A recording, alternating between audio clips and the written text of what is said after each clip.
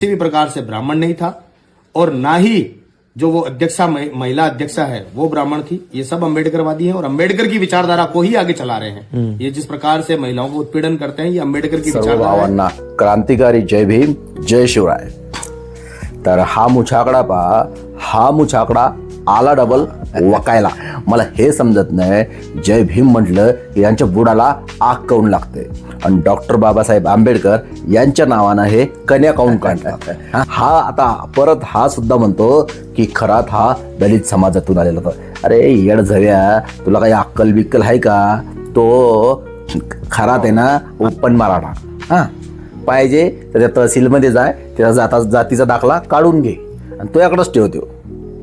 आणि राहिली चाकणकर बाई, तर ती कोणत्या जातीतून येते त्याचं अजून काही स्पष्टीकरण आलेलं नाहीये, पण ते पण तू जाय आणि ते पण दाखला काढून घे।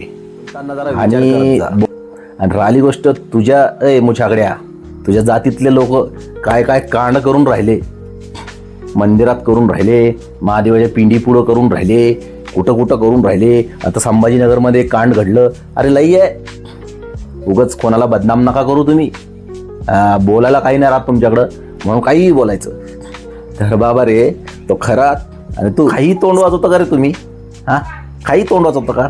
अरे तो उपकार आहे, उपकार बाबासाहेबाचे आम्हाला जो आम्ही बोलतोय ना अभिमानानं स्वाभिमानानं, तर डॉक्टर बाबासाहेब आंबेडकरांचे उपकार आहे आमच्यावरती। त्यांच्या माध्यमातून आम्हाला आवाज उचलण्याचा अधिकार दिला, नाहीतर तुम्ही बोलून असतं दिलं। म्हणून आहे ना आता आम्ही बोलतो बी आणि तुम्हाला सोलतो बी।